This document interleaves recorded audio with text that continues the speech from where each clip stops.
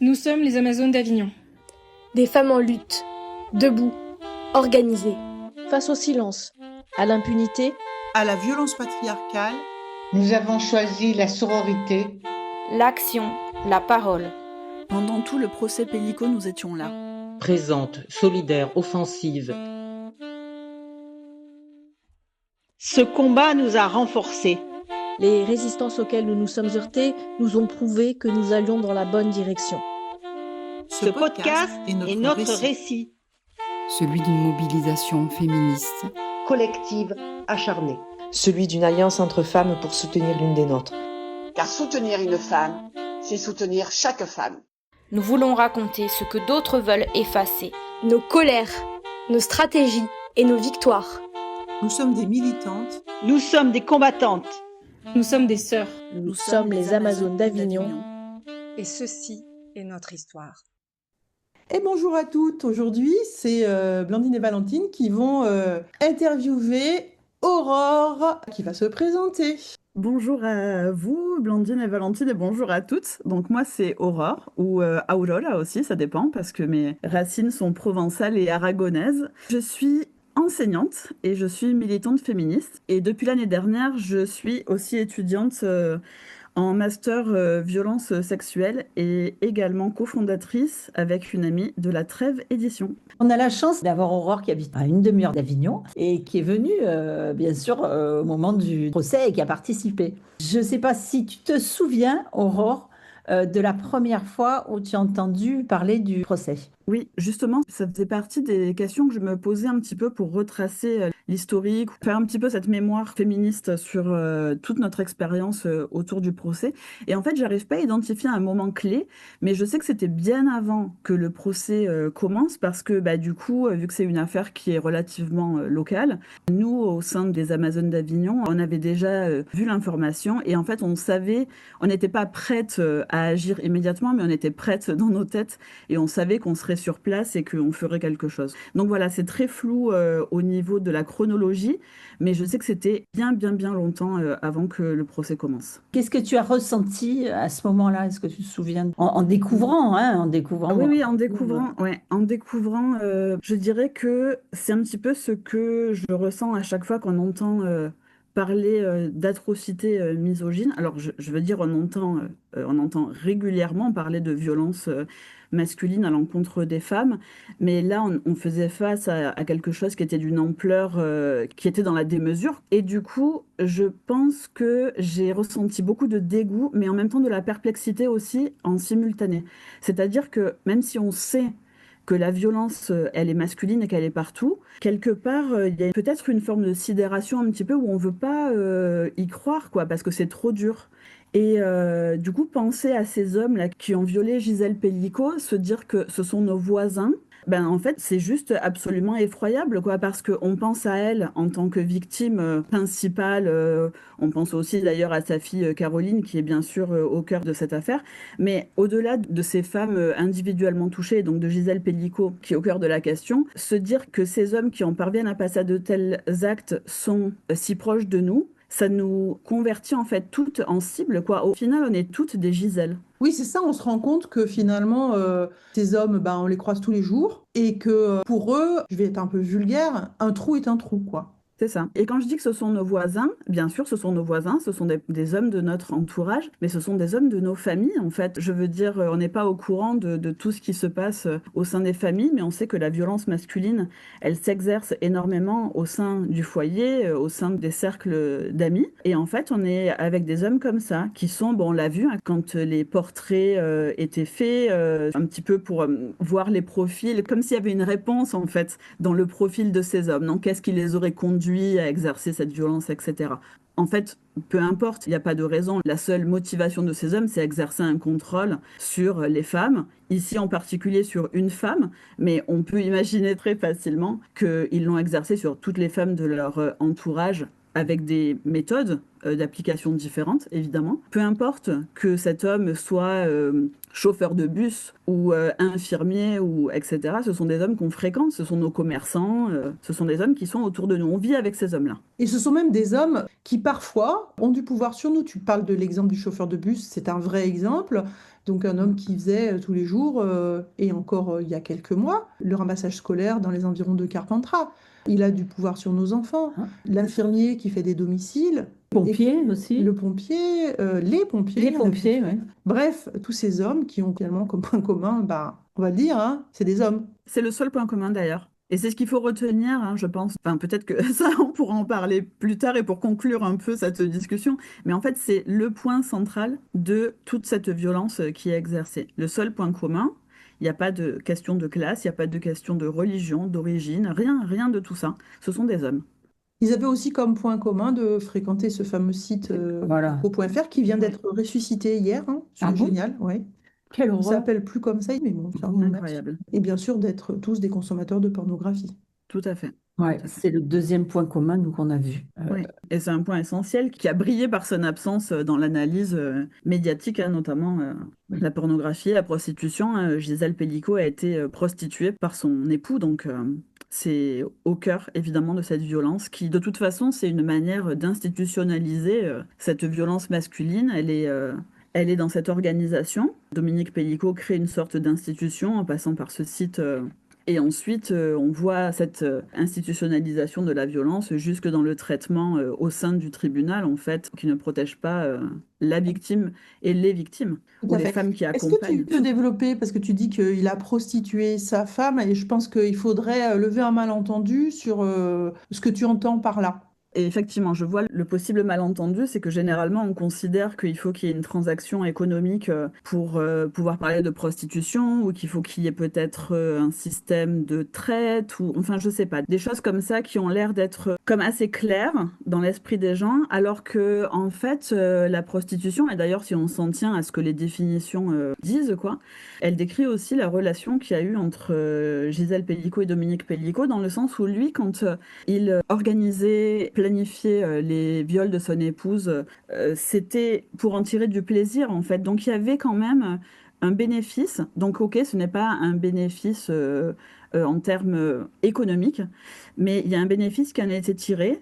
Et le fait qu'elle soit dans une situation de coercition, parce que évidemment, en étant totalement soumise par le fait qu'elle ait été droguée et que, enfin, il y a des tas de manières d'exercer cette coercition et cette pression. Je veux dire, il y a des femmes qui sont tout à fait conscientes de ce qu'elles subissent et des choix qu'elles doivent faire, et d'ailleurs qu'elles en arrivent à consentir à des actes parce qu'en fait, elles n'ont pas le choix parce qu'elles sont dans une précarité qui les conduit à subir ce type de violence, ce qui est très intéressant justement pour interroger toute la question du consentement qui est au cœur aussi de l'affaire Pellicot, parce que on en parle, on a l'impression qu'avec cette affaire-là, la notion de consentement, elle a été vraiment remise en avant de manière très importante. Elle était déjà présente de plus en plus dans les débats médiatiques ou au cœur du féminisme.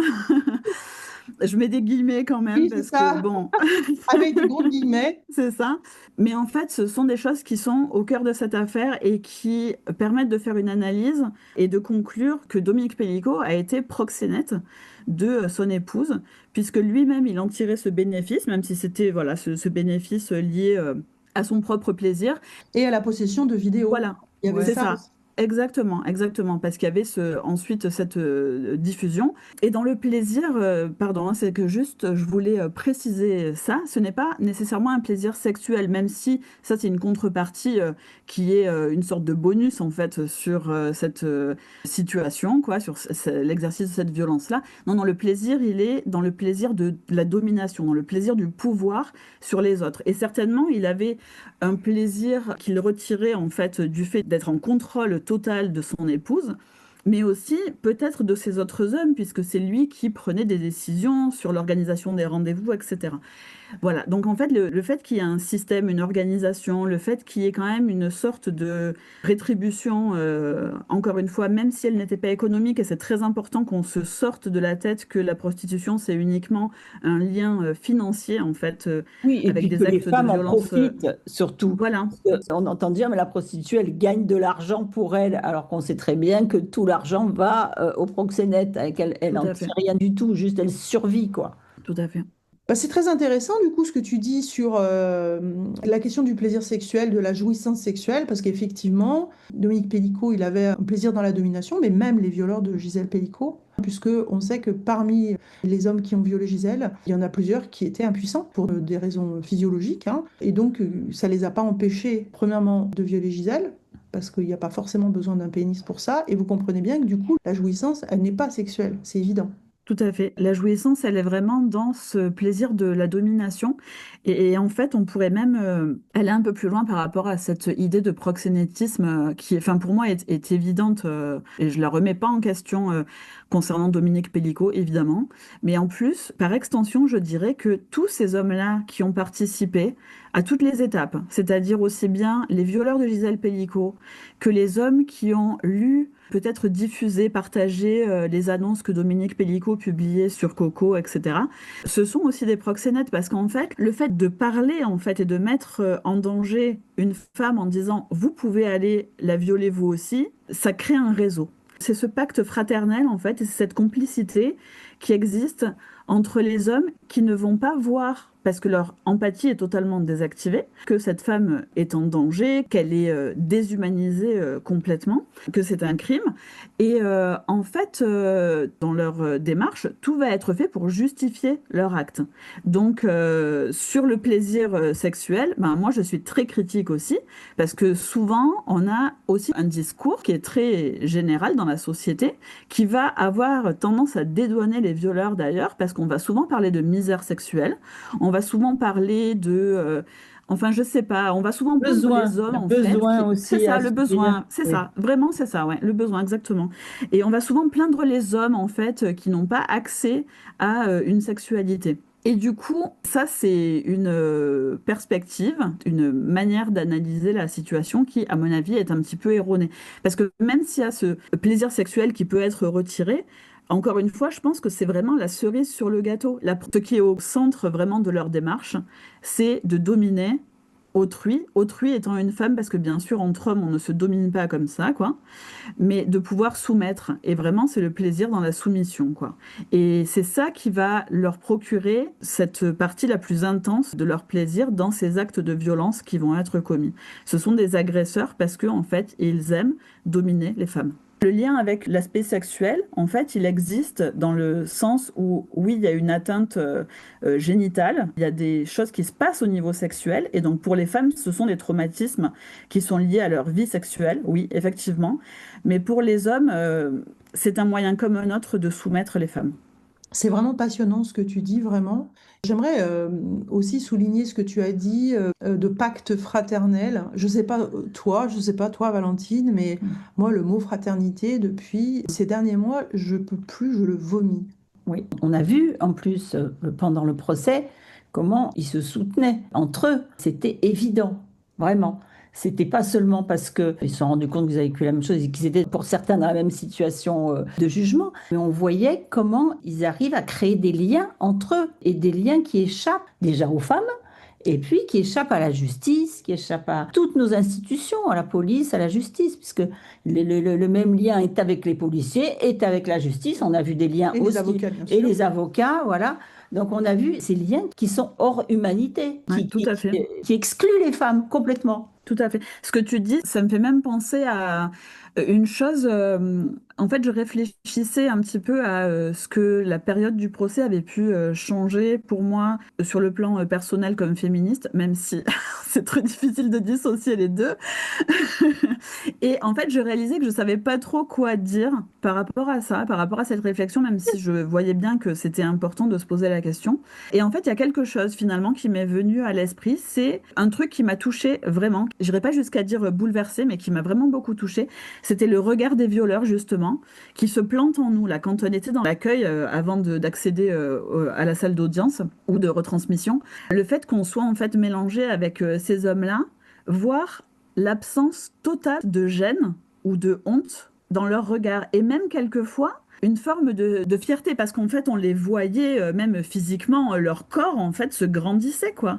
Et surtout quand, en croisant les féministes, parce que bon, on était identifiables avec nos t-shirts violets, etc., à force d'être là aussi tous les jours, on était repérés. Je pense qu'il y avait une excitation de leur côté aussi, de se croire forts, en fait, d'avoir fait ce qu'ils avaient fait, que leur seul problème, c'était d'avoir été arrêté, en fait. Sinon, il n'y avait aucun... Mais il le disait en audience, d'ailleurs. Oui, il le disait, oh là là, tout à fait. À cause du procès, ma vie est foutue, etc. Mais en fait, non, gars, c'est parce que tu as violé Gisèle Pellico, c'est pas le procès le problème.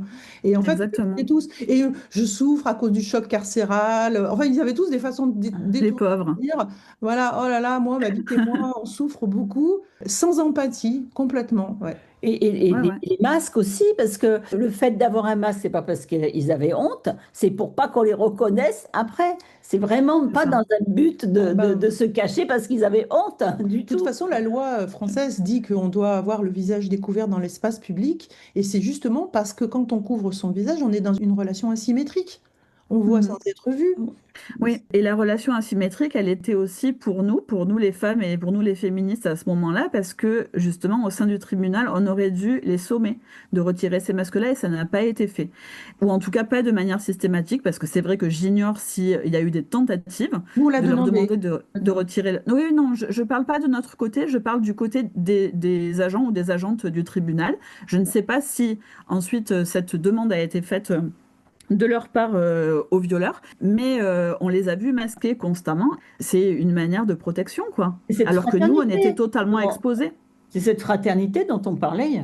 Ce qui est intéressant, c'est qu'ils utilisaient des masques anti-Covid, mais ce qui était quand même étonnant, c'est que le Covid ne fonctionnait que, en gros, à partir de l'entrée du tribunal jusqu'à l'entrée de la salle d'audience.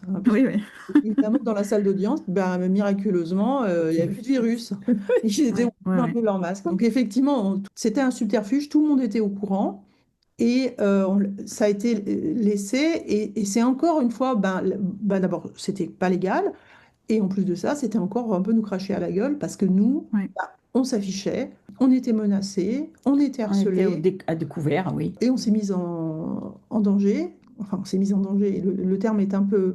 C'est pas nous, les responsables. Oui, c'est pas notre actif. Ces hommes nous ont menacés. Voilà, ces hommes nous ont menacés parce que nous, on a assumé notre position. Tout à fait. Et ça, du coup, ça fait partie des choses qui m'ont mise vraiment en colère, dans le sens où, quand on réalise qu'il y a vraiment cette protection, tolérance, je veux dire, le patriarcat fonctionne parce qu'il y a des inversions patriarcale tout le temps. Et là, c'était le cas, en fait. C'est que ces hommes qui nous regardaient comme ça et qui plantaient notre regard en nous, parce que vraiment, c'était, il y avait cette violence qui était omniprésente, mais en même temps, ces hommes se faisaient passer pour des victimes.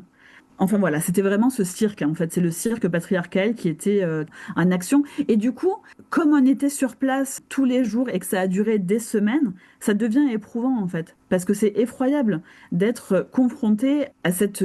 enfin, je sais pas, c'était pas des agressions, puisque bon, on n'avait pas forcément... Bon, sauf quelques-unes, bien sûr, qui ont...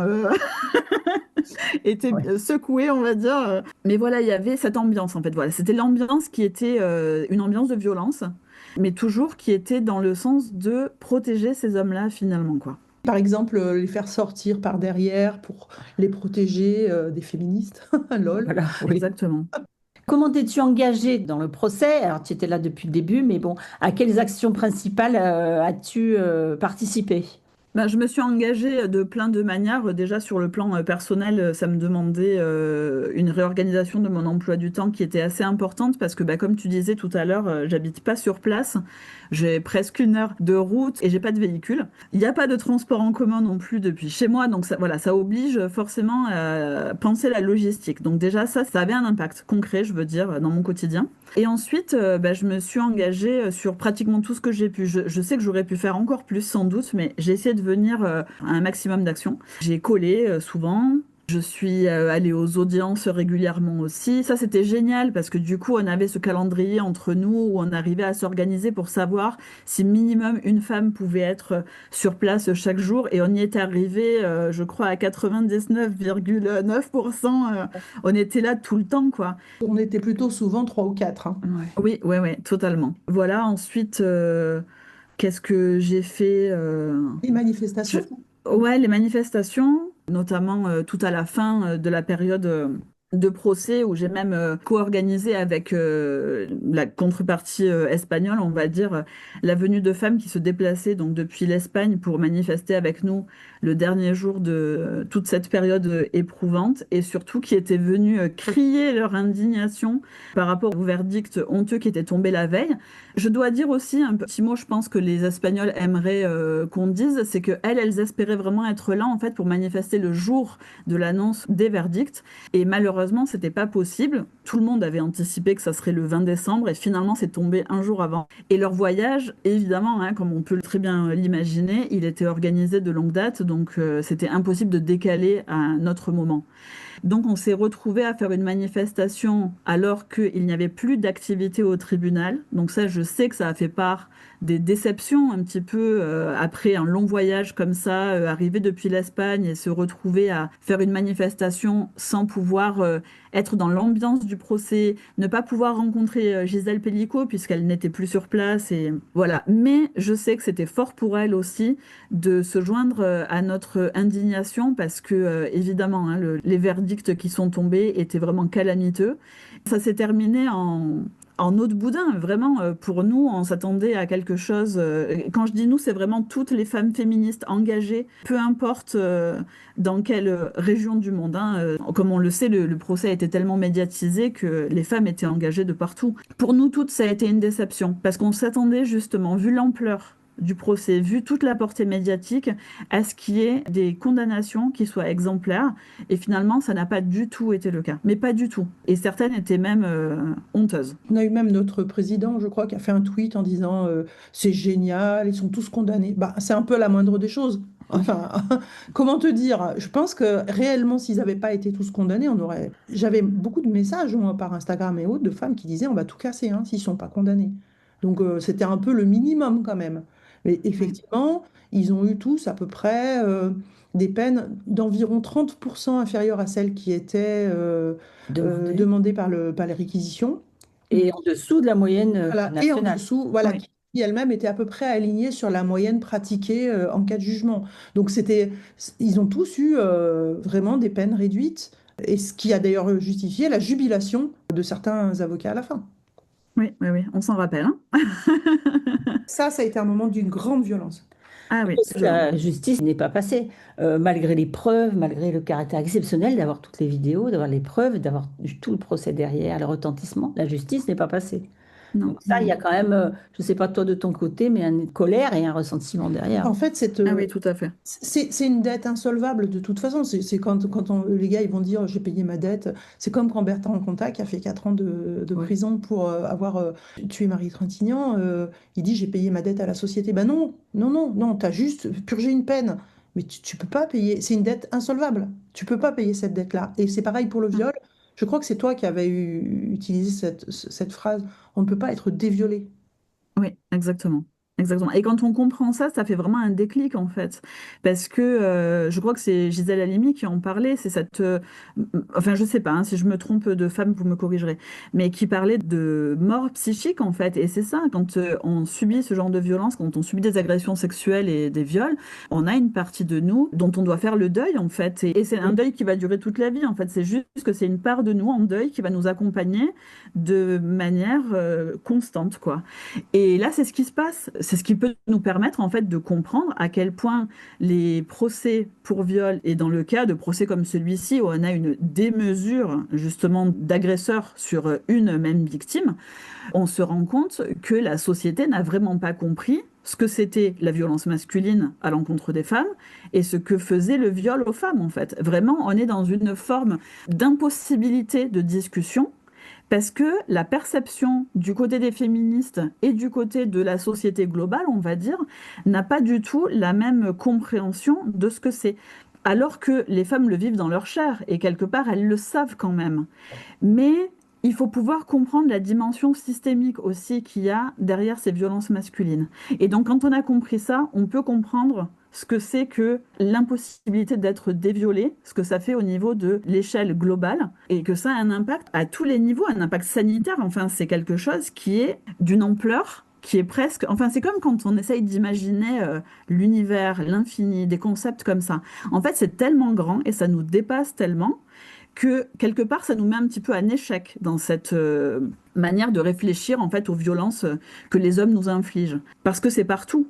Et qu'on ne veut pas y croire, en fait, parce que c'est pour notre propre survie aussi qu'on veut pouvoir continuer à avancer dans la société, parce qu'on en fait partie de cette société. Mais les hommes nous en excluent constamment et nous rappellent que non, on ne doit pas en faire partie en commettant ces violences contre nous. Et ça, c'est systématique. Et c'est systémique, hein, c'est pour ça que cette perception, elle est super importante, quoi. Sinon, pour revenir sur ta question, je crois que c'était Valentine qui demandait, sur les engagements. Moi, je veux aussi, parce que du coup, c'était vraiment un challenge pour moi, je dois aussi dire que je suis super contente d'avoir participé à plein d'interviews, notamment à la fin de la période de procès, parce que bon, ça me mettait en stress énormément. Et du fait d'être hispanophone, bah, du coup, j'ai été contactée par les médias espagnols et aussi, je sais pas, j'ai eu des médias d'Équateur, enfin d'autres pays hispanophones. Pour moi, c'était important de pouvoir donner ces réponses-là parce qu'on avait besoin de faire passer le message de ce qui se passait à Avignon, à la fois des violences que Gisèle Pelicot subissait, mais aussi parler de l'engagement féministe qui était très très fort à Avignon. Même si on était pas si nombreuses que ça, parce que on était les femmes qui étions mobilisées sur place. Il n'y a pas forcément eu un impact à l'échelle du pays. Enfin, voilà, on aurait aimé peut-être un peu plus, quoi. Au niveau de faire passer les messages, en fait, et se rendre compte que le féminisme est international, c'est ça aussi, c'est casser les frontières, casser les barrières linguistiques, et du coup, pouvoir répondre à ces messages. Bah voilà, pour moi, c'était à la fois un défi personnel, mais aussi, je voyais bien que ça avait une importance féministe très forte. Donc, je suis contente d'avoir fait ça, même si c'est venu tardivement, parce qu'au début, j'ai pas osé.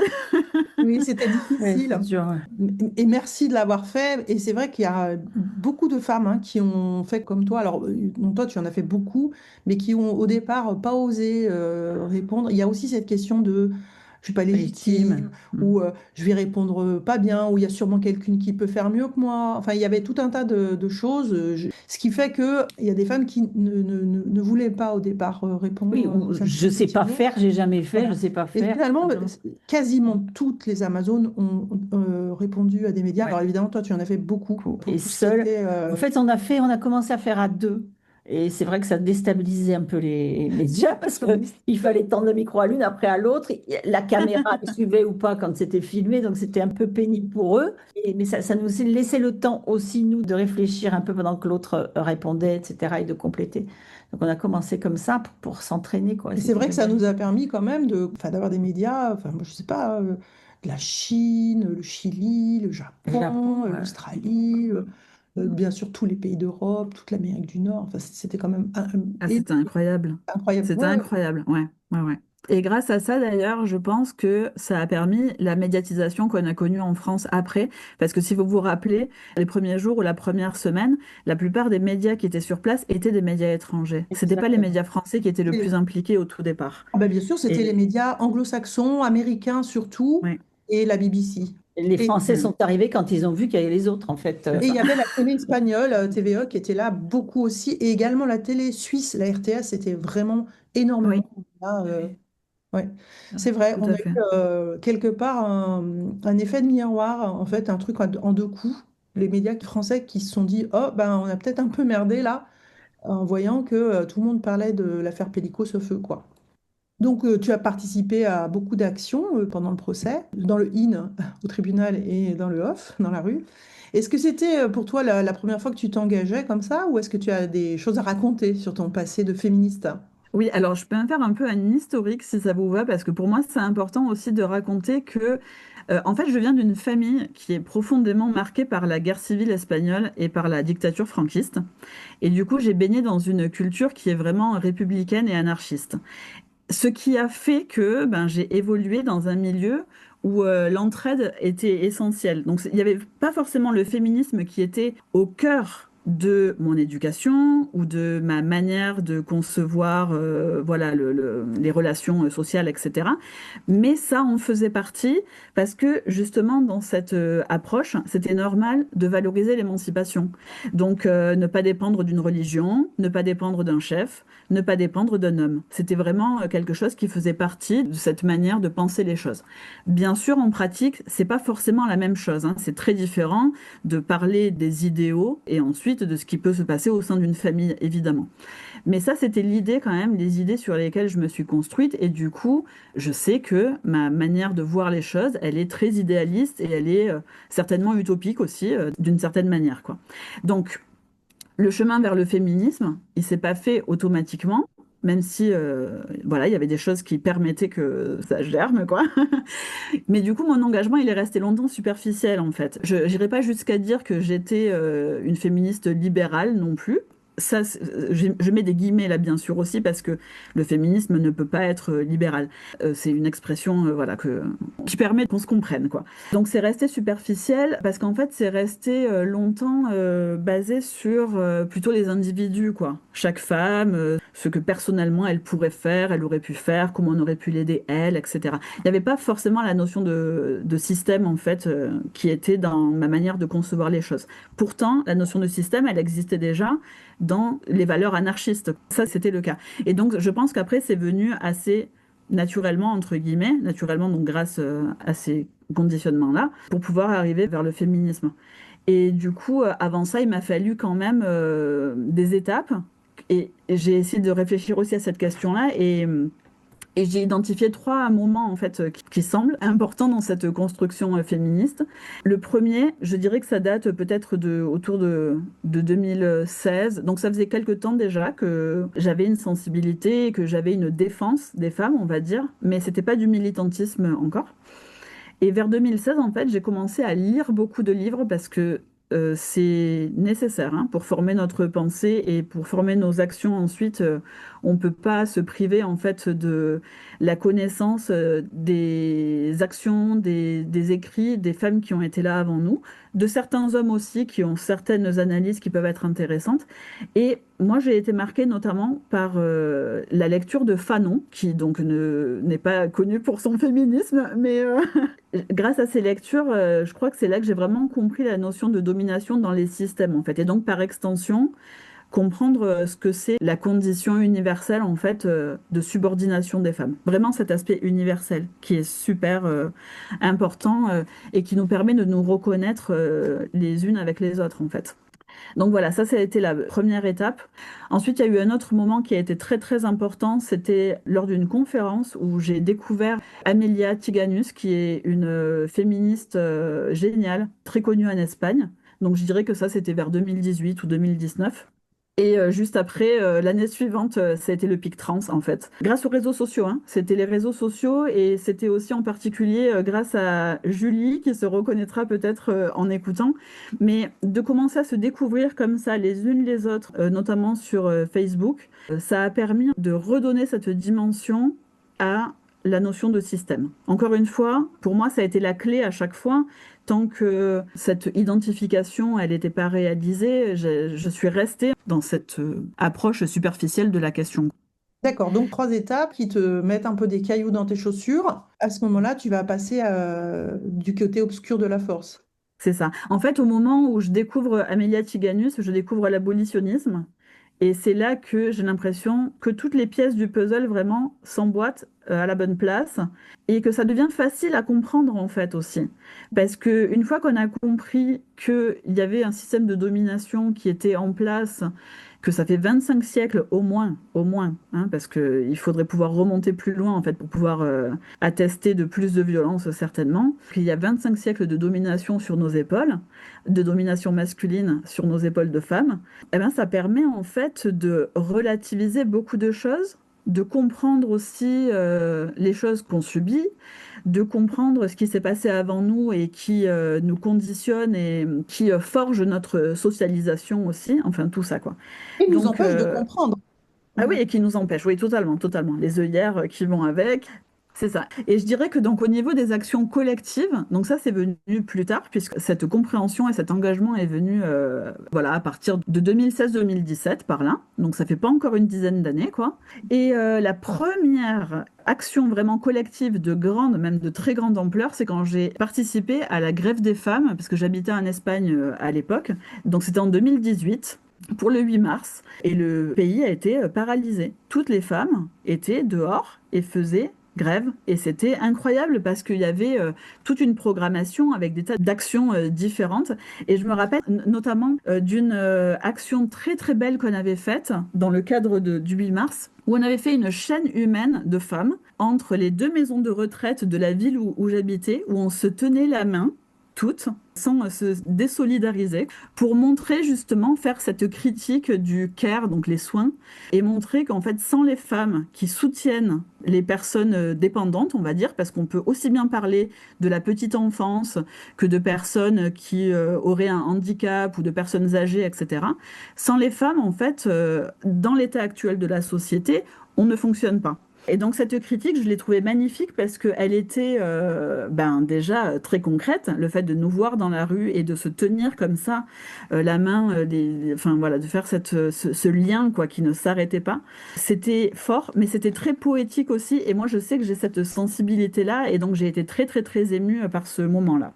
Après, il y a eu d'autres moments, avec toujours de manières très diverses, mais je tiens vraiment à nommer une action qu'on a réalisée en 2021 avec les Amazones d'Avignon, qui est une fresque qu'on appelle fresque féminicide, voilà, pour simplifier, mais qui est une fresque en fait sur laquelle on a renseigné de manière massive, parce qu'on avait un mur gigantesque qu'on a rempli, mais totalement, du nom des femmes qui avaient été assassinées au cours de cette année-là. Donc seulement une partie, puisque c'était au milieu de l'année. Donc toutes les femmes, toutes les manières dont elles ont été assassinées, toutes les tierces victimes, toutes nos revendications. En fait, ça a été... je pense, un des meilleurs, plus forts moments de ma vie militante, mais en fait, je pense même aussi de ma vie tout court, quoi. C'était très émouvant à faire. C'était être dans cette puissance d'occuper la rue, d'occuper un espace. On était en nombre en plus par rapport au collage qu'on fait habituellement, on était 30. Il y a eu cette sororité et cette solidarité qui était très très importante.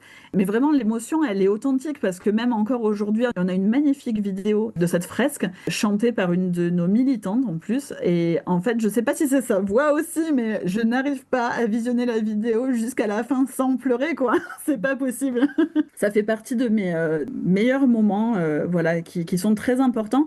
Et je pense que ça fait partie aussi des choses qui nous ont soudés, en fait, notamment aux Amazones d'Avignon. Parce que pour celles qui étaient là à cette époque et qui sont toujours là aujourd'hui, c'est quelque chose qui est commun et qui est indestructible en fait. C'était très très fort quoi. Je pense que ce qui a été, enfin pour moi aussi à ce moment-là, je rejoins ce que tu dis, c'est qu'on s'est rendu compte de la sororité. Parce qu'avant, où on en parlait, on n'était pas vraiment consciente de ça. Toi, peut-être plus en Espagne, parce que tu avais vécu ça avant, comme tu le dis très bien. Mais il y en a en France qui n'avaient aucune expérience concrète de la sororité. Et là, vu le nombre qu'on était et vu l'énorme chose qu'on a fait, parce que quand même, c'était énorme. Le mur faisait 190 mètres de long. Hein. Tu as dit un grand mur, oui, c'est un très grand mur. Quand on est à un bout, on ne voit pas l'autre bout, quoi. Voilà, donc ensemble, on s'est rendu... Enfin, pour moi, c'était ça, peut-être toi aussi, c'est ça aussi. On s'est rendu compte qu'on pouvait faire d'énormes choses quand on était ensemble. C'est l'expérience de la sororité collective à ce moment-là. Tout à fait. Toi, tu avais fait avant, donc ça a réveillé ça peut-être aussi. J'avais déjà, ressenti cette force collective qui est hyper émouvante, quoi.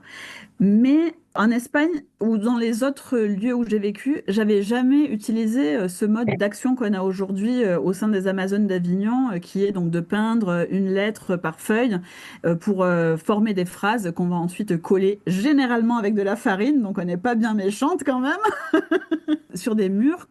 Donc, on ne fait pas de dégradation, on passe du temps en plus à peindre, parfois entre nous d'ailleurs, et ça, c'est des moments très agréables aussi. Ouais. Ces modes d'action-là, je ne les ai pas vécus en fait avant. Donc, pour moi, ça, c'était vraiment une découverte, même si j'avais fait d'autres choses collectivement. Et du coup, l'autre découverte, ça a été avec le procès, parce que même si j'avais déjà fait donc, des choses collectivement, là, c'était la première fois que je m'engageais sur une action de ce type, et j'avais d'ailleurs jamais mis les pieds en fait dans un tribunal avant ce moment-là. Donc c'était vraiment la découverte à plein de niveaux, quoi. Mais en fait, c'était, je crois, une découverte à peu près pour toutes, et on a tout inventé au fur et à mesure. On avait un regard complètement neuf. C'est ça qui est formidable. Oui. On n'était pas du tout formaté au procès. Enfin, très très peu y étaient allés déjà dans des procès criminels, surtout. Enfin bon. C'est peut-être ce qui nous a permis de nous indigner autant d'ailleurs. Oui. Peut-être, oui, peut-être. Après, je vois quelque chose aussi de très important au sein de notre mode d'action, et c'est ce qu'on a vu vraiment au moment de la fresque féminicide dont je parlais juste avant. Ça permet d'établir en fait quelque chose qui fonctionne, c'est le degré d'organisation qu'on a, parce qu'on arrive justement à anticiper les choses. Là, pour le procès, c'était un peu le cas aussi, dans le sens où on le savait de longue date. Moi, c'est vrai que j'étais pas là, bon, pour des raisons personnelles, j'étais pas là dans la préparation juste avant le procès, donc je ne sais pas comment vous êtes organisés. Mais par contre, j'ai vu l'organisation qui se faisait quand on vivait ça au jour le jour. Et en fait, c'est très important parce que déjà, on a besoin d'être organisé parce que ça permet de consolider le collectif. Mais en plus, ça nous rassure aussi, les unes les autres, parce qu'on sait qu'on est épaulé, en fait. Même si ça peut avoir qu'une dimension symbolique pour certaines, hein, je ne sais pas, évidemment, je parle à partir de ma propre expérience, mais je trouvais que c'était super important, justement, d'avoir ce lien constant, de voir qu'on avait des calendriers pour s'organiser, de se tenir au courant aussi immédiatement. Pour établir en fait une culture féministe, une analyse féministe du procès, on se tenait immédiatement au courant de tout ce qui venait d'être dit.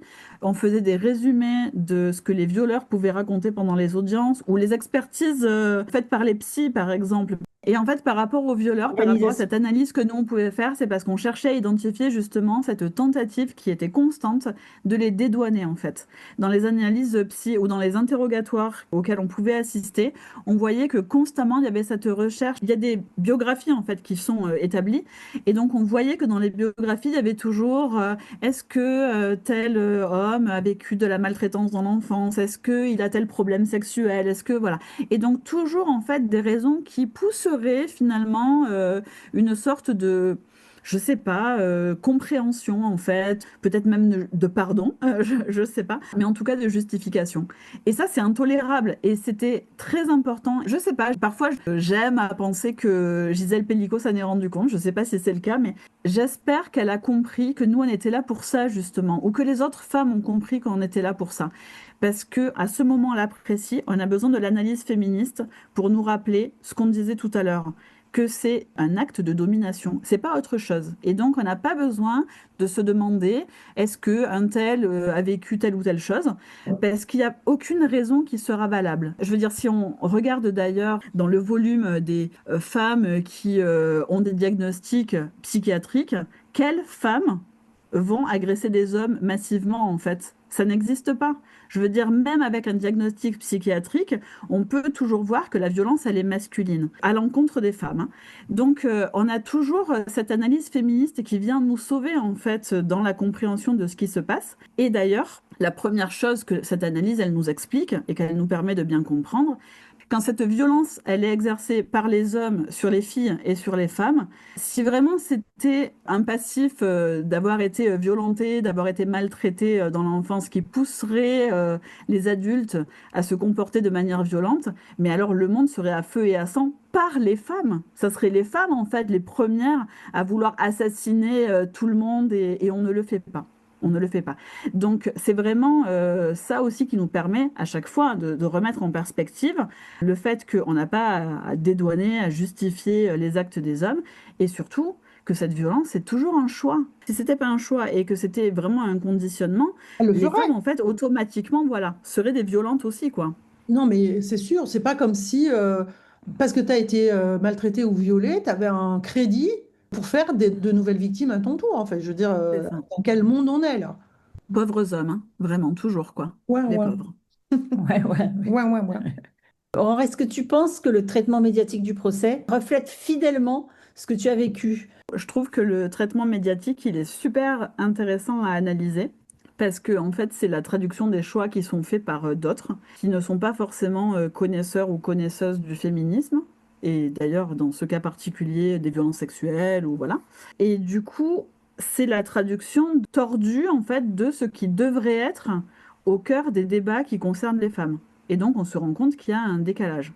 Et avec le traitement spécifique qui a eu lieu au cœur du procès, ben on a eu parfois des choses satisfaisantes et parfois des choses totalement rageantes.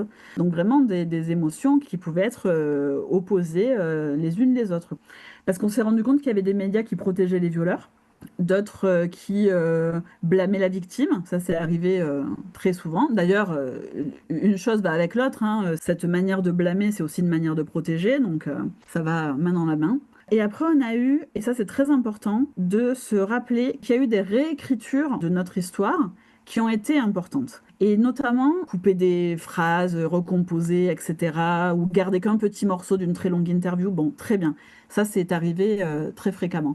Mais on a aussi vu des montages, et notamment sur la fin de la période du procès, on a vu des montages dans lesquels on était vraiment présenté les Amazones d'Avignon comme un groupe hostile notamment à la défense de Dominique Pellicot, alors que son conseil, donc Maître Zavaro, nous semblait généralement être dans la ligne qu'il fallait avoir, etc. Et donc on s'est retrouvé notamment avec un média qui a fait un montage affreux. La chaîne Teva. Ok, j'étais pas sûre de... Ouais, ça c'est une honte et je pense que c'est très important de le dire parce qu'en fait, moi je me rends compte que là, même des mois après le procès, ou après en tout cas la diffusion de ces images-là, enfin il faut se rappeler que vu que c'est une vidéo, on nous voit en fait, ce sont nos visages qui sont là, ce sont nos cris qu'on entend et qui sont associés en fait à un message qui est totalement contraire à celui qu'on voulait passer. Globalement, on criait la honte, la honte, la honte parce qu'en fait on disait la honte, les violeurs. Maintenant, on a l'impression qu'en fait on critique le conseil de Dominique Pellicot, alors qu'on n'avait rien du tout, mais vraiment rien du tout contre elle. D'ailleurs, on a été quelques-unes à aller la voir après pour lui expliquer ce qui s'était passé au cas où elle aurait vu le montage et lui dire qu'au contraire, nous, on n'avait pas de critique à lui apporter et qu'on trouvait qu'elle avait une bonne ligne de défense. Oui, elle a fait un travail remarquable. Et elle a fait un travail remarquable, tout à fait. Et donc pour nous, c'était important de remettre les choses à l'endroit parce qu'en fait, cette vidéo, elle circule toujours et ça nous arrive régulièrement de retomber dessus parce que il y a des republications. Alors, ça se passe beaucoup sur les réseaux sociaux, bien sûr, mais il y a régulièrement des republications qui en fait viennent vraiment présenter une image de notre collectif qui est un collectif qui est le collectif le plus actif, je pense, à Avignon et même dans la région. Et parmi les collectifs les plus actifs de France, je veux dire, on parle d'un groupe de femmes qui ne sont pas une association, on est constitué vraiment de manière libre et on arrive à s'organiser entre nous. Donc déjà, simplement par le modèle de constitution, on va dire, je trouve que c'est un collectif qui est super important. Mais en plus de ça, on arrive à faire passer nos idées tout en étant à chaque fois dans une analyse féministe qui est profonde. Et des collectifs comme ça, il n'y en a pas aux quatre coins des rues. Donc c'est important qu'on n'ait pas cette image dégradée, en fait, de ce qu'on fait. C'est bien que tu en parles parce que du coup, je vais en rajouter une petite louche pour les personnes qui nous écoutent. Il y a notamment ce reportage de Teva, mais il y a eu d'autres. Il y a celui aussi, soi-disant, on crie sur les femmes victimes. En société, voilà. Les victimes aussi, il y en a un aussi comme ça, où il y a une avocate qui nous dénigre. Et aussi qu'on aurait appelé au harcèlement ou harcelé les familles des violeurs, notamment leurs femmes et leurs enfants. Alors évidemment, on est féministe, donc on a bien compris que les femmes et les enfants des violeurs, ce sont des co-victimes et qu'il faut absolument les protéger. Et c'est d'ailleurs très intéressant de voir que les services sociaux n'ont pas l'air de s'inquiéter sur le fait que ces violeurs vivent encore avec des enfants jeunes, alors que c'est des gens qui sont excités par la domination et par la vulnérabilité. C'est très effrayant. Et donc, voilà, évidemment que nous, on n'a non seulement pas du tout appelé à harceler les familles ou les enfants, mais en donnant leur nom, notre intention, c'était justement de dire, attention, protégez ces familles. Voilà. Et on les a accompagnées aussi, pour certaines. Oui, notamment toi, Valentine. Voilà, donc complètement erroné, mais bon, c'est nous faire passer pour des méchantes. Il faut trouver l'angle. Ouais. Et là, ils ont trouvé des angles pour essayer de nous dénigrer. Mais ça me fait penser à autre chose. En fait, de manière globale, on va dire qu'il y a des médias qui n'ont pas compris du tout notre action quand on est allé coller 20 ans pour chacun. Parce que justement, on n'a pas collé 20 ans pour tous. On a fait un choix délibéré de réflexion, d'action, de collage en plus répétitif pour qu'on comprenne bien que c'est sur chaque individu qu'on voulait la peine maximale. Et en fait, il y a eu une très mauvaise compréhension de ceci, mais un petit peu à l'image de comment les gens dans la société comprennent le féminisme. C'est-à-dire que généralement, on va être traité, bon, évidemment, des classiques hystériques, qu'on exagère, qu'on est des extrémistes parce qu'on confond féminisme radical qui signifie simplement qu'on a une analyse à la racine du problème, mais on va considérer que comme c'est radical, c'est trop, c'est extrémiste.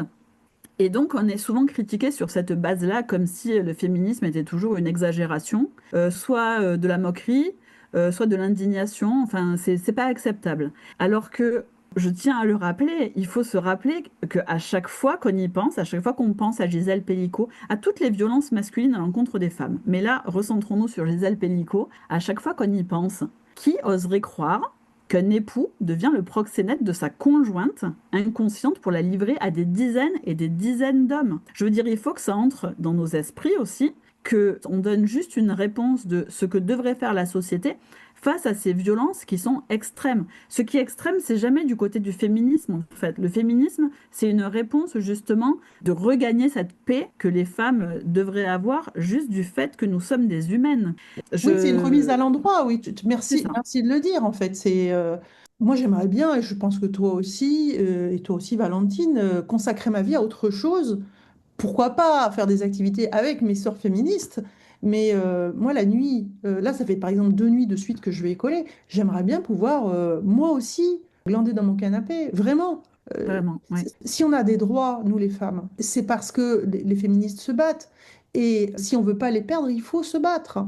Et c'est comme ça. Donc, plus on sera nombreuses et plus on sera virulente, plus les violences auront une chance de s'arrêter. Parce que c'est bien de ça qu'on parle. On parle des violences qu'on subit. Oui, et c'est ça en fait que les gens ne comprennent pas parce que quand on est à l'extérieur peut-être de cette analyse qui, bah, comme tu le dis, hein, pour nous, elle est constante et c'est même, pour reprendre un mot qu'utilisait Andrea Dworkin, c'est une agonie en fait. Vraiment, c'est ça, c'est constant en fait. C'est constant et ça nous pèse en fait. Mais en même temps, on ne peut pas faire autrement. Voilà, donc on est un peu coincés, nous, dans cette manière de vivre comme ça. On ne peut pas faire autrement, mais en même temps, on sait que ça ne nous fait pas forcément du bien parce qu'on est toujours en train de parler de violence ou d'aider des femmes qui sont en train de subir des violences, etc., puisque ces violences, elles sont partout. Et donc, pour moi, ça reste incompréhensible, en fait, et surtout dans le cadre d'un procès comme celui-ci, qu'on n'ait pas réussi médiatiquement à trouver des analyses féministes, vraiment féministes, plus sérieuses, et qu'on se retrouve, même avec des alliés habituels, à recevoir des critiques, et que ces personnes-là n'aient pas compris que, en plus, sans le soutien féministe qu'il y avait à Avignon, je vois pas quelle direction aurait pris le procès ou tout ce qui se passait dans la rue autour du procès, quoi. Cette analyse féministe, elle a quand même été, je pense, relativement bien reprise, mais par les médias anglo-saxons, par certains médias anglo-saxons. Et espagnols. Tout à fait, la TVE notamment, aussi la BBC, Women's Hour, et puis le New York Times, Catherine Porter, fait des articles qui sont vraiment remarquables, mais effectivement, on était plus dans une analyse libérale. Tout à l'heure, tu utilisais le terme féministe libéral et je suis pas sûre que tout le monde comprenne. Est-ce que tu pourrais rapidement expliquer ce que tu entends par là? Parce que effectivement, c'est bien le problème. C'est cet oxymore, féminisme libéral. C'est ça. C'est ça. En fait, le féminisme libéral, il ne peut pas vraiment être du féminisme, même si il peut avoir cette image-là, parce que certaines fois, on va voir des actions féministes au sein de groupes qui sont libéraux ou de femmes qui sont libérales ou d'alliés.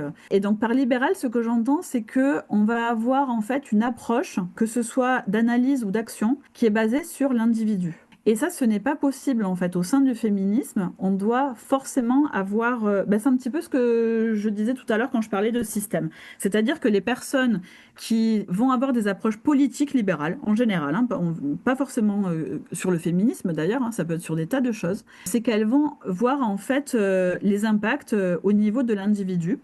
Et dans le féminisme, le problème qu'on rencontre aujourd'hui, qui est au cœur du féminisme libéral, donc encore une fois, je mets des guillemets partout parce que, évidemment, ce n'est pas du féminisme. Quand on parle de féminisme, nous, c'est du féminisme radical. Et généralement, on n'emploie pas non plus cet adjectif parce que féminisme, à lui tout seul, se suffit. Donc, quand on parle de féminisme libéral, c'est généralement pour parler de femmes ou de collectifs qui ont au cœur de leur manière d'appréhender les choses l'idée de mon corps, mon choix.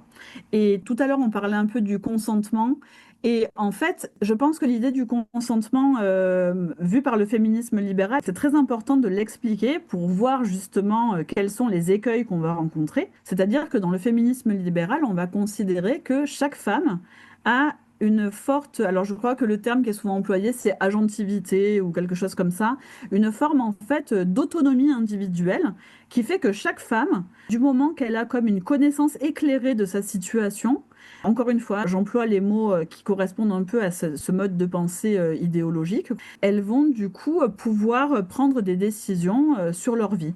Et donc, parmi les exemples que nous, on pourrait employer dans nos analyses politiques et qui, encore une fois, hein, je répète, mais c'est tellement important, qui sont des analyses de système et qui vont considérer qu'en fait, du moment qu'une femme est opprimée, nous le sommes toutes, quoi, parce qu'on se reconnaît dans l'altérité des femmes, en fait, eh bien, ça va permettre de réaliser que la prostitution, l'exploitation sexuelle en général, qu'elle soit par prostitution, pornographie, exploitation par reproduction, qui est nommée aujourd'hui GPA et qui est pareil au cœur des débats, on va se rendre compte que, en fait, ces féministes libérales, elles considèrent que il y a des femmes qui peuvent faire ce genre de choix. Le choix d'être prostituée, le choix d'être dans la pornographie, le choix d'être une mère porteuse. Du moment que c'était une décision basée sur une réflexion personnelle et que ça correspond à quelque chose de logique pour la personne, eh bien que ce n'est pas critiquable. Nous, on considère que tout ça, ce sont des systèmes coercitifs, en fait, et qui sont basés sur la précarité des femmes. Et qu'aucune femme, en fait, ne se prostituerait, et j'emploie volontairement le réflexif, hein, parce que dans le féminisme libéral, il y a vraiment cette idée d'autonomie, de décision et donc de choix délibérés. Donc se prostituer, sans réaliser, en fait, à quel point c'est absurde, parce que il y a toujours un proxénète quelque part, il y a toujours des hommes, ou le système des hommes, en fait, qui va tirer un bénéfice de ces entrées économiques basées sur l'exploitation sexuelle de ces femmes, même si elles disent l'avoir choisi. Et en fait, c'est un mode de pensée que moi, je le critique là de manière politique, on va dire, mais en même temps, c'est un mode de pensée qui m'amène à réfléchir beaucoup, beaucoup à ces femmes et à comment elles en arrivent là, en fait, et à avoir généralement beaucoup d'empathie pour ces femmes-là, parce que la plupart du temps, ce sont des mécanismes de survie qui sont en place, en fait. La plupart du temps, ces femmes-là, elles disent qu'elles se prostituent parce que c'est beaucoup plus facile d'accepter qu'on le fait de notre propre chef plutôt que de se dire que quelqu'un nous y force. Et quand je pense à la GPA aussi, puisque la GPA, ça va devenir vraiment un sujet particulièrement médiatique là prochainement. Il va falloir se battre. Ouais. Il va falloir se battre, oui. Et puis ça va durer un moment, je pense, parce que du coup, toutes les régions du monde là commencent à être gangrénées par cette même pensée libérale, donc, et croire qu'une femme peut devenir mère et se séparer de son bébé parce qu'elle l'aurait choisi, en fait, parce qu'elle rend service à quelqu'un, parce qu'il y a cette expression-là, comment on appelle, le GPA altruiste. Altruiste, voilà, oui. Altruiste, voilà. En fait, nous, dans le féminisme, la comparaison qu'on fait pour que les gens comprennent, c'est qu'on va dire que c'est comme l'esclavage, en fait, une exploitation sexuelle, une exploitation reproductive, c'est une forme d'esclavage. Et en fait, si on arrive à penser aux esclaves et qu'on se demande est-ce que c'est possible l'esclavage altruiste ou l'esclavage éthique, on se rend bien compte que non. Mais quand ça touche les femmes, notre vision, elle est totalement biaisée. Donc on n'arrive plus à avoir cette analyse. Il y a une sorte d'empêchement, en fait, à penser la chose de manière féministe, alors que vraiment la question du consentement, c'est pour ça que tout à l'heure j'en parlais, la question du consentement, elle est au cœur justement de cette idée qui est en dehors du système. Donc s'il n'y a pas de système de violence masculine envers les femmes, il n'y a pas besoin de féminisme réellement. Donc même le féminisme libéral n'aurait pas lieu d'exister, puisqu'on ne se bat pas contre des individus.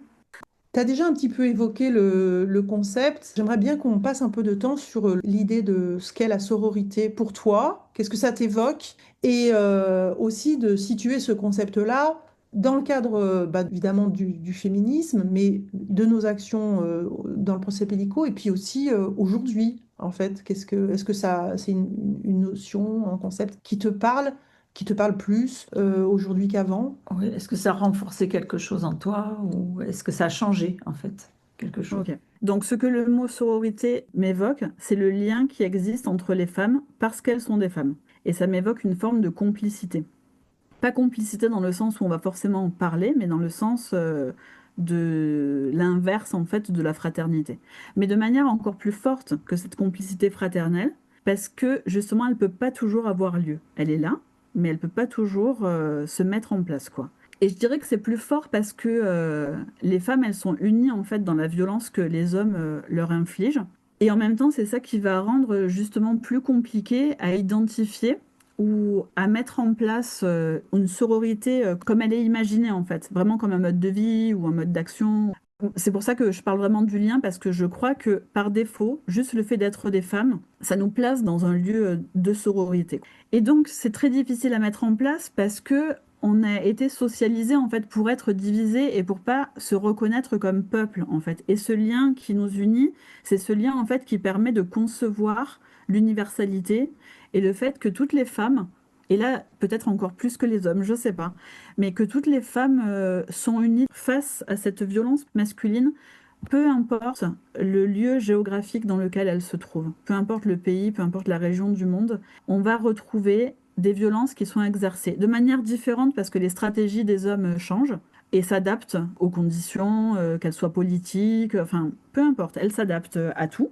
Comme elle s'adapte aujourd'hui d'ailleurs avec le libéralisme, et on voit cette violence qui est exercée avec cette croyance que les hommes pourraient être des femmes. On est dans une simple réinvention en fait des normes patriarcales à chaque fois, dans tous les lieux, quoi. Et donc il y a cette difficulté à mettre une sororité pratique en place à cause de ça, à cause de la socialisation et du fait qu'on ne peut pas se reconnaître entre nous. Donc en gros, je dirais que ça m'évoque ça, une appartenance, même si elle est parfois ou souvent invisible. Ça, c'est sur l'évocation du mot. Et du coup, dans le procès, je dirais que oui, on a réussi à former déjà une communauté sorore au moment du procès. Tout à l'heure, je parlais de cette organisation, du fait de s'épauler. Ça, c'était vraiment quelque chose qui était une constante, en fait, au sein de notre collectif. Et d'ailleurs, un petit peu en dehors, parce qu'il y a beaucoup de femmes qui nous ont rejointes et qui ne sont pas forcément de manière régulière dans le collectif, mais qui étaient là avec nous, avec la même manière de penser, la même manière de se soutenir, parce que bon, il y a eu des moments difficiles pour nous aussi, quoi. Donc voilà, et on savait que ce réseau était solide, quoi, au moment du procès. Mais au-delà du procès, en fait, aussi, je pense que concernant notre collectif en particulier, donc je ne sais pas du tout comment ça a pu se passer ailleurs, parce que je sais qu'il y avait d'autres femmes relativement organisées, mais peut-être pas comme nous, quoi. Et du coup, moi, je me disais que la continuité sorore, elle existe parce que, justement, les actions qui étaient visibles, elles étaient le résultat d'un vrai travail de fond. Donc, c'est ça, quoi. C'est cette manière, en fait, de travailler ensemble et de prendre soin les unes des autres, je pense, qui a permis qu'aujourd'hui, on continue. Évidemment, on était nombreuses à se connaître et à mener des actions avant que le procès ait lieu. Donc, on n'était pas dans une découverte de chaque femme et apprendre à s'apprécier ou non, etc. Donc, il y avait déjà un socle, quoi, hein, qui était très fort avant qu'on attaque les actions dans le cadre du procès. Mais quand même, le procès, j'ai l'impression que ça a amené beaucoup de femmes au féminisme et que ça leur a permis à ces femmes-là de continuer dans cette idée et dans cette compréhension que, en fait, on subit toutes les mêmes choses et qu'on a besoin de rester soudés face à la violence qui compose en fait notre quotidien, la société qui nous entoure. Donc si je résume, un collectif qui existait déjà, qui a permis finalement ces actions, et qui s'est trouvé enrichi par l'arrivée des femmes qui elles-mêmes ont bénéficié du préexistant. Oui, c'est ça. Qui ont bénéficié en plus à plusieurs niveaux parce que pour moi, ça c'est vraiment des axes de sororité en plus. Le fait de s'organiser en amont et de réfléchir ensemble, par exemple, aux éléments de langage Et le fait qu'on travaille toujours les mots qu'on va choisir, qu'on analyse les interventions dans le cadre du procès, quand on faisait cette critique aussi de la restitution médiatique, toutes ces choses-là, quoi. C'est en ça qu'on voit que c'est pas superficiel d'ailleurs, c'est qu'il y a le travail en amont, ce qui est visible, mais aussi tout le travail d'action après.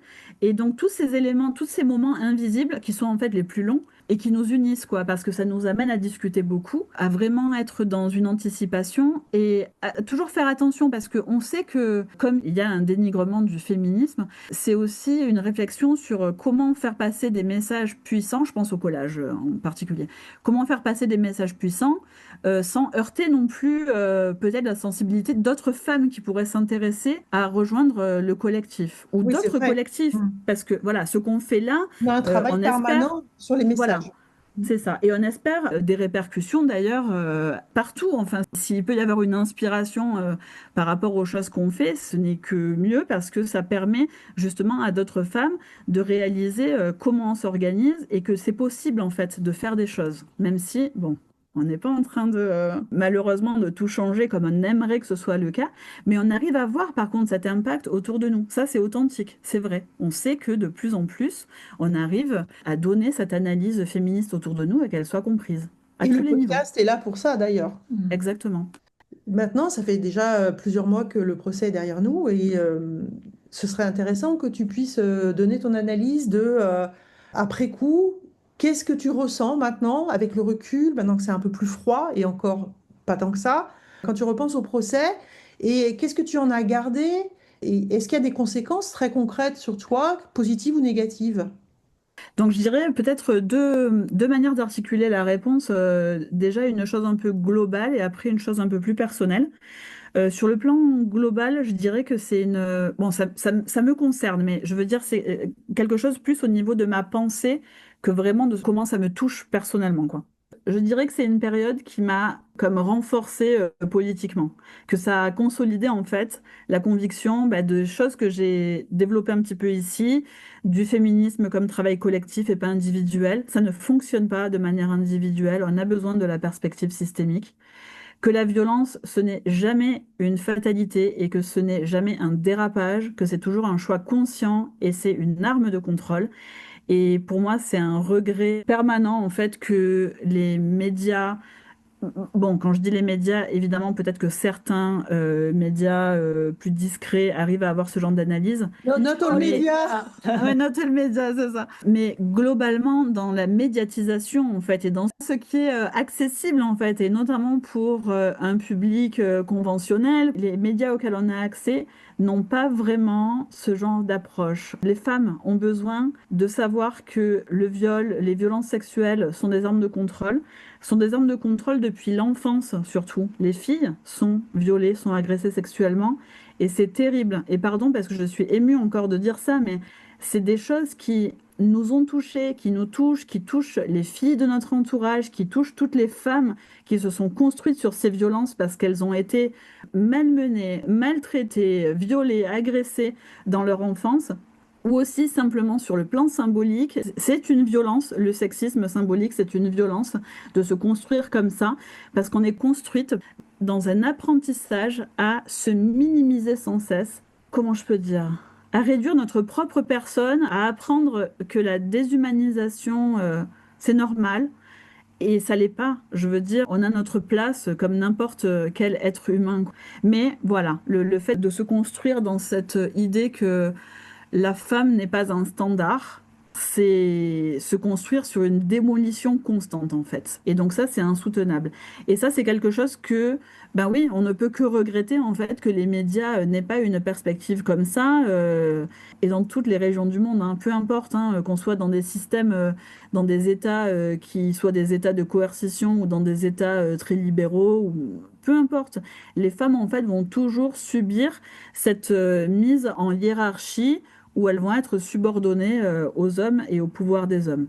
Donc ça serait une des choses, c'est-à-dire que j'avais déjà certainement cette manière de voir les choses, mais aujourd'hui, je sais que c'est la manière centrale de comprendre en fait les violences que les filles et les femmes subissent. et les violences que Gisèle Pellico a subies. Et je pense notamment à toutes ces personnes qui s'étonnent encore de oh, mais elle a rien vu, elle a rien deviné, elle n'a pas vu des symptômes, ou comment ça a pu durer près de 10 ans, ou des choses comme ça. Bon, premièrement, il faut arrêter de juste se poser des questions, il faut aller chercher des réponses, et elles sont dans l'analyse féministe. Et ensuite, la violence des hommes contre les femmes, contre les filles, elle est au cœur du problème, et la médiatisation, elle contribue en fait au maintien du statu quo, et c'est insoutenable en fait. Donc les hommes nous violent et les hommes savent très bien ce qu'ils font. Voilà, c'est ça le message en fait central qu'il faut jamais oublier quand une femme subit des violences. Toutes les violences sont un choix, mais les violences masculines envers les femmes, elles sont massives. Et donc, il ne faut pas oublier qu'à chaque fois qu'une femme est agressée, c'est un choix de la part de cet homme qui est un agresseur. Et c'est aussi un message qui est envoyé à toutes les autres femmes, qu'elles sont violables, qu'elles sont agressables. Ouais. Et que donc, elles doivent prendre le moins de place possible, sinon ça va leur arriver. Exactement. Exactement. C'est central. C'est le fonctionnement de la société. Voilà. On vit dans cette manière, en fait, de s'adapter à la violence des hommes. Soit pour essayer de ne pas la subir, soit parce qu'on l'a subie et on doit vivre avec. Enfin voilà, donc c'est juste la violence des hommes est partout, quoi. Donc ça, c'est la première chose, je dirais, qui m'a semblé importante parce qu'en fait, c'est un petit peu ce qu'un procès de cette ampleur pouvait permettre de mettre vraiment en perspective et d'illustrer, et que finalement les médias échouent en fait à présenter. Donc voilà, c'est en ça que c'est une déception. Parce que même s'il y a eu des fois des petites touches comme ça, on arrivait à voir, ou certaines restitutions de nos propos qui étaient bien conservées, bon, c'était une satisfaction. Mais en fait, on a besoin que ce soit dans la conscience, en fait, au niveau de la société. Et ça, il y a encore beaucoup de chemin à faire. C'est pour ça d'ailleurs que la lutte féministe, elle est vitale, mais elle est épuisante aussi. Parce que, en fait, on se rend compte, malheureusement, qu'on ne peut compter que sur les femmes pour riposter. Et les femmes qui ont compris ces éléments-là, quoi. Donc en fait, ça réduit drastiquement le nombre de femmes. Je vais dire le nombre de personnes, en fait, parce qu'il faudrait que les hommes, bien sûr, se saisissent aussi de ce problème, mais ça les concerne pas, en fait. Ça les concerne pas. Et le fait que les femmes subissent des violences, même si certains hommes en particulier ne vont pas les exercer, ça les met quand même dans un système de privilèges, en fait. Ils bénéficient de la violence que les femmes et les filles subissent. Donc on se retrouve en fait dans une société globale où il y a cette incompréhension de la sororité en termes de quoi équivalent à la fraternité. On n'arrive pas à se reconnaître, donc les femmes, il y a une difficulté de se reconnaître en tant que membre d'un même peuple ou d'un même collectif. Et en même temps, on ne peut compter que sur ça pour s'en sortir. Donc ça, évidemment, il y a des paradoxes et évidemment, il y a des contradictions et donc ça rend la lutte vraiment difficile. Ça, c'est ce que je dirais un peu sur le plan global. Après, sur le plan personnel, et bon, c'est peut-être étrange ou quoi, mais du coup, c'est une touche beaucoup plus positive que je vais donner. Et j'espère que ça choquera personne que je dise ça, parce que ce que je veux dire, c'est que je ressens, moi, personnellement, une grande fierté, en fait. Donc, d'un côté, il y a cette compréhension politique, etc., on va dire conceptuelle. Mais après, sur le plan vraiment de mes émotions, moi, je ressens une grande fierté. Et je disais, j'espère que ça choquera personne, parce que, en fait, je crois pas qu'on milite comme féministe pour gagner en notoriété. Donc, voilà, il faut pas le prendre dans ce sens-là, quoi. Mais je parle d'une fierté sur un plan vraiment très intime, en fait. Je suis fière d'avoir agi, je suis fière d'avoir réuni mes forces, qui n'étaient pas toujours très solides, et d'y être arrivée quand même. Fière d'avoir soutenu une femme dans un des pires moments de sa vie, de s'être soutenue aussi entre nous. Mais par rapport à Gisèle Pellico, de s'être... d'avoir été là, mais tout en étant anonyme pour elle, en fait. Donc, quelque part, c'est beau aussi, quand on y pense, hein, de se dire tout ce qu'on a fait. J'essaye des fois d'inverser la situation, de me dire, si ça m'était arrivé, est-ce que j'aurais réalisé que j'avais ces soutiens, à quel point, etc. Et en fait, j'aime penser à ça, à réaliser à quel point la force des femmes, même si on reste des anonymes dans l'ombre, en fait, de ce procès, on était là tout le temps. Et on a porté aussi à notre manière la défense de Gisèle Pellico. Et ça, je trouve ça très émouvant. Et donc, c'est en ce sens que je ressens une fierté, en fait, d'avoir pu être sur place, d'avoir pu rejoindre mes sœurs pour justement voilà, s'accompagner là-dedans, parce que c'était très important qu'on soit ensemble. Voilà. Mais c'est une fierté qu'on partage toutes et je crois que c'est pas du tout un sentiment déplacé. C'est la fierté d'avoir fait ce qu'il fallait au moment où il fallait le faire, quoi. Oui, d'avoir résisté aussi. Moi, c'est mon truc, on a vraiment résisté. On était des résistants. Résistantes, voilà. C'est ça. Ne cédez pas. Au départ de ta famille anarchiste, etc., il y a la résistance là. Et voilà. Ouais, Donc, c'est la continuité aussi pour toi, je pense. Ouais, c'est ça. Et en plus, je suis contente aussi quand même d'arriver à en tirer quelque chose de positif, dans le sens où, bon, quand même, je crois pas que le féminisme doive être quelque chose de festif, hein, c'est pas du tout ça.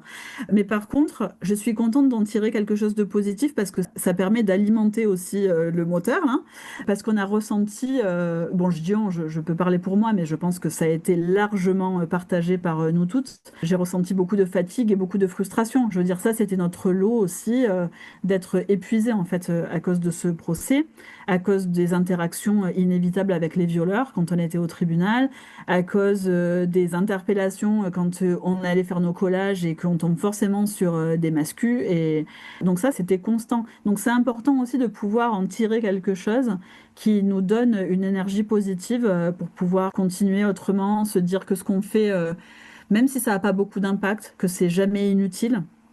Ça, c'est très important pour nous, quoi, pour tenir le coup. Je crois que c'est important de dire que le féminisme, ça doit apporter de la joie aussi. Ouais. Ça peut pas être des séances de lamentation.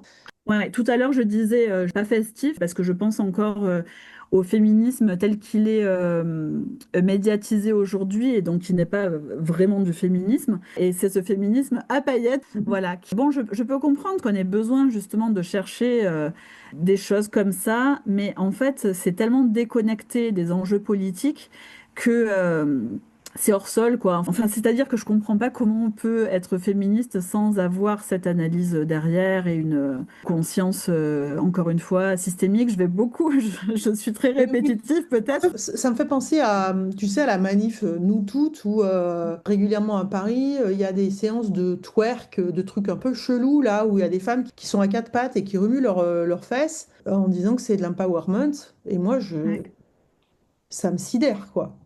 Oui, oui, elles ne se rendent pas compte en plus qu'elles entretiennent des codes qui sont totalement patriarcaux. Et elles croient qu'en s'appropriant voilà, les choses qui sont des stigmates à la base et qui est de la violence imposée par les hommes, comme la sexualisation à outrance des femmes, puisque c'est une manière de nous convertir en objet, eh bien, quelque part, se réapproprier ça. Et donc, si je me le réapproprie, tour de magie, ce n'est plus patriarcal et c'est féministe. Oui, c'est ça, parce que c'est Virginie Despentes, quoi. Oui, je pense que c'est au moment où elles disent « je vais le faire maintenant, c'est moi qui décide du moment, et c'est pas l'autre qui me dit de le faire ». À ce moment-là, si c'est moi qui ai décidé du moment, je renverse la vapeur. C'est complètement faux, parce qu'on se réapproprie exactement la même chose, même si on a décidé du moment, c'est pas ça, quoi. Je pense qu'on est complètement dans le propos qui vaut autant de notoriété à Virginie Despentes dans King Kong Theory, qui est à tort classé comme un ouvrage féministe, alors qu'en fait c'est juste je vais choisir le moment où je serai violée, ce qui fait que du coup c'est moi qui aurai le pouvoir, quoi. Voilà. C'est ça. Ouais. Est-ce que tu peux revenir un petit peu sur... parce que tu as joué quand même un rôle vraiment spécifique dans cette mobilisation, avec Nina d'ailleurs, dans les relations avec les féministes espagnoles, parce que justement dans les choses vraiment sur lesquelles tu as vraiment joué un rôle super important, il y a ça, la venue de ces 200 féministes espagnoles. Incroyable, hein. Raconte. Ouais.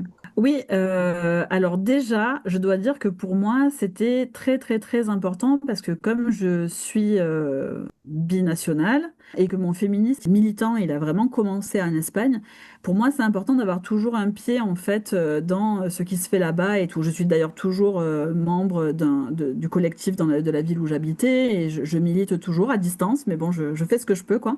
Et là, en fait, quand l'occasion s'est présentée, alors, j'étais pas là au moment où les premières féministes sont venues au mois d'octobre. Et donc, il y a déjà eu une présence de quelques féministes qui se sont jointes à nous lors de quoi? Est-ce que c'était une manif? C'était une manifestation le 19 octobre en soutien à Gisèle Pellicot. Ça fait partie des 5 ou 6 manifestations qu'on a organisées sur la période. Et en fait, le mot a circulé. En fait, en Espagne, la défense de Gisèle Pellicot, elle était vraiment au centre des débats. C'était vraiment un sujet qui était au cœur de l'agenda féministe. Et ça, c'est très important de le dire parce que même si en France, on en parlait beaucoup grâce à la médiatisation, il n'y avait pas forcément après cette conséquence qu'on aurait retrouvée en Espagne, en fait, si ça avait été un cas espagnol.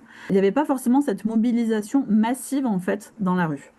Donc l'information, comme on l'a dit tout à l'heure, grâce aux médias, traverse les frontières, traverse les barrières linguistiques. Et l'affaire, en fait, est connue partout. Et petit à petit, en fait, des Espagnols décident de s'organiser pour venir nous rejoindre à Avignon et faire une manif avec nous, enfin voilà, pour pouvoir gonfler nos rangs et nous accompagner vraiment dans un élan de sororité. Là, c'était peut-être un des moments aussi piliers des actions qu'on a pu vivre, de se dire, déjà toute la partie d'organisation, de se dire, waouh, il y a cette intention. Donc déjà, c'est impressionnant. Mais en plus, quand on les voit arriver avec leur bus, là, et elles arrivent à 200 et qu'elles descendent de leur véhicule et que d'un coup, on est une masse, en fait, devant le tribunal. Ça, on n'avait même pas les mots, je pense, à ce moment-là, tellement c'était touchant, en fait, de se rendre compte qu'elles avaient pris donc une journée de congé, parce que de mémoire, ça tombait un vendredi. Oui. Donc, il fallait qu'elles prennent un jour de congé pour celles qui travaillaient, qu'elles paient le voyage pour faire l'aller-retour en bus ou certaines dans leur véhicule personnel. La plupart venaient de Catalogne, qui est donc la zone frontalière avec la France, mais beaucoup venaient aussi d'autres régions d'Espagne. Donc leur déplacement a dû se faire aussi de ces villes-là vers Barcelone, qui était le point principal de départ de toutes ces femmes. Et donc, en amont de ça, il y a eu aussi beaucoup de travail invisible qui a été fait parce qu'il a fallu que nous, de notre côté, on fasse le lien en donnant les informations, en tenant au courant ces femmes de ce qui venait de se dire à l'audience. En fait, le même travail qu'on faisait entre nous sur Avignon ou les alentours, quoi, le traduire et le faire passer. Et tout ça, c'était un travail donc, qui n'est pas vu de l'extérieur, mais qui est toujours dans l'urgence. Donc, c'est quelque chose qui est quand même... qui nous met en tension, quoi, de manière permanente. Et donc, on a travaillé comme ça pendant vraiment plusieurs jours avant leur arrivée, à essayer de les informer au maximum. De leur côté, il y a eu, on va dire, l'équivalent, voilà, la coordinatrice côté espagnol, elle faisait énormément de publications sur les réseaux sociaux notamment, parce que bon, c'est un mode de communication qui lui permet de nous fédérer énormément. Donc elle a beaucoup publié, elle a fait beaucoup de pubs pour ce voyage qui était organisé. Elle a collecté tout l'argent qui a permis de payer la location du bus. Enfin voilà, donc il y a eu une logistique. Personne n'a pu voir ça, hein, mais c'était... quelque chose, c'était un mastodonte en fait, cette organisation. Et nous, on a ressenti ça quand elles sont arrivées parce qu'elles étaient complètement raccord avec nous. C'était incroyable parce qu'on voyait qu'elles avaient travaillé avant, enfin il y avait eu ce truc avant, elles étaient raccord avec elles avaient les slogans, elles avaient les panneaux, elles avaient déjà tout quoi. Elles les avaient t-shirts, tout, tout. Ouais. Elles avaient préparé les choses, les sifflets, les machins. Incroyable. C'était incroyable. Elles étaient déjà dedans comme si elles avaient été avec nous avant quoi. Exactement, exactement. La question, en fait, c'est pas posée d'apprendre à se connaître. On venait, en fait, on était concernés par exactement la même chose. Donc, tout a été fluide, quoi. Il y a vraiment eu aucune difficulté. C'était vraiment facile, quoi. Et donc, ce qu'on a fait ce jour-là, le jour où elles sont venues, pour remettre un peu en perspective, pour que ce soit pas trop cher comme voyage, leur aller-retour devait se faire dans les 24 heures pour que ça se passe sur une seule journée. Donc, elles ont fait la route le matin en partant à minuit 1 de Barcelone. Et il fallait que grand maximum, elles soient de retour le même jour à 23h59. Donc ça veut dire qu'elles ont fait peut-être une dizaine ou une douzaine d'heures de bus, plus leur transport ensuite jusqu'à leur domicile, dans la même journée. pour venir faire une manif avec nous. Bon, c'est une manif, quoi, c'est relativement court sur un temps de voyage comme elles ont fait. Donc, pour venir manifester avec nous. Et donc, nous, ce qu'on a fait aussi en contrepartie pour pouvoir les accueillir de manière correcte, quoi, et militante, on a prévu un petit circuit de découverte d'Avignon parce que la plupart ne connaissaient pas la ville.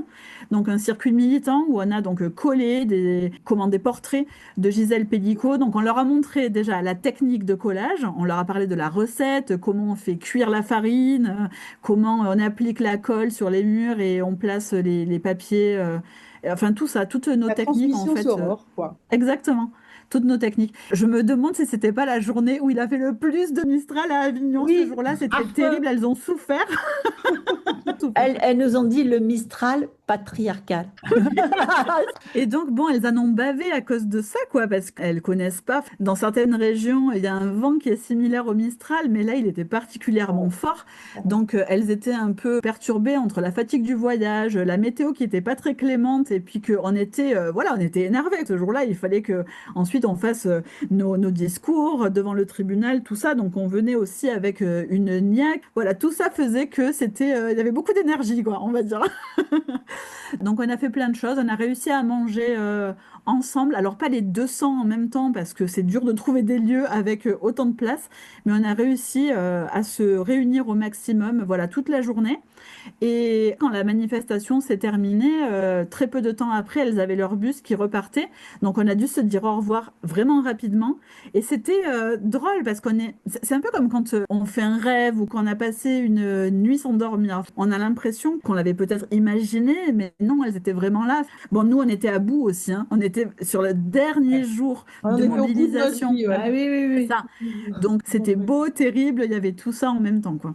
C'est vrai que c'était des moments incroyables. Et d'ailleurs, ça s'est poursuivi. Tu peux peut-être parler de ce qui s'est passé le 8 mars quand même. Ah oui, tout à fait, oui. C'est-à-dire qu'après ça, rapidement, en fait, on s'est retrouvés à communiquer à nouveau parce qu'on a été invités à manifester avec les féministes catalanes à Barcelone pour le 8 mars. Et on a répondu présente à leur appel. Donc, on s'est organisé de notre côté pour aller... Alors, Blandine, si tu veux parler de la Jonquera, tu le feras évidemment mieux que moi puisque j'y étais pas. Mais il y avait cette première action à la frontière qui était prévue. Et ensuite se déplacer jusqu'à Barcelone pour être ensemble. Et on était vraiment dans une sorte de, je sais pas comment dire, rendre l'invitation en fait. Voilà. Oui, c'était vraiment ça. Et moi, je me souviens de la clameur quand on est arrivé, les Amazones avec notre banderole. Toute la foule qui s'est mise à nous applaudir. On avait pris la grande banderole. Et toutes ces femmes qui ont chanté l'hymne des femmes en français, les paroles de l'hymne des femmes ont été diffusées à toutes les Espagnoles. Et à la fin de la manifestation, on a chanté l'hymne des femmes en français. Elles nous ont mis devant dans la manif. C'était extrêmement émouvant, vraiment.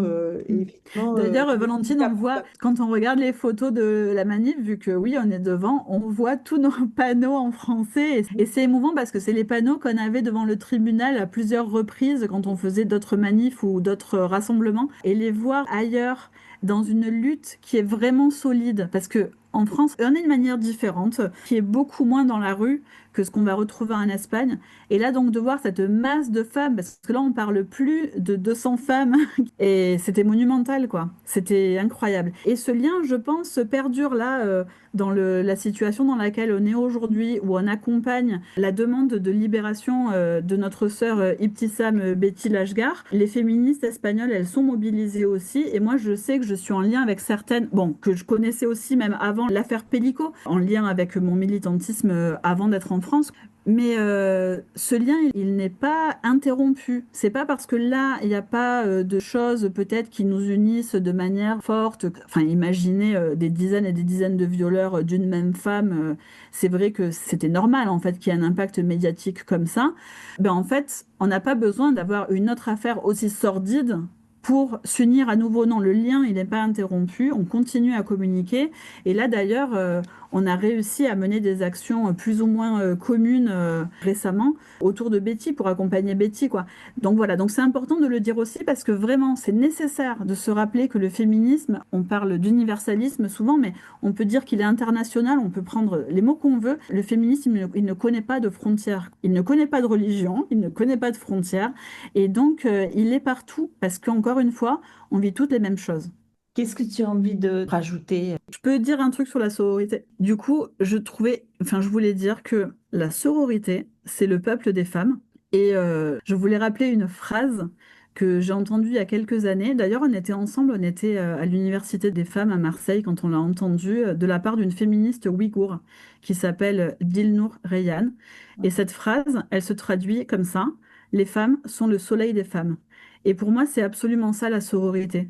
C'est-à-dire se reconnaître comme peuple pour se sauver entre nous, parce que seules les femmes sauveront les femmes.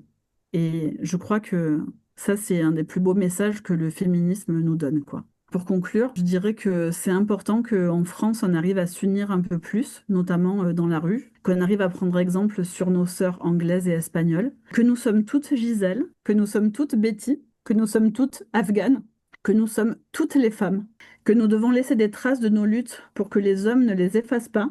Et je voudrais donc dire merci pour cet espace de parole, parce qu'il est essentiel que nos combats soient connus, entendus et écrits. Vous avez écouté Les Voix des Amazones d'Avignon, Justice pour Gisèle, Justice pour toutes. Notre voix pour la mémoire des luttes, notre sororité comme arme, notre force contre le patriarcat. Nous n'avons rien cédé et nous ne céderons rien. À bientôt pour un prochain épisode.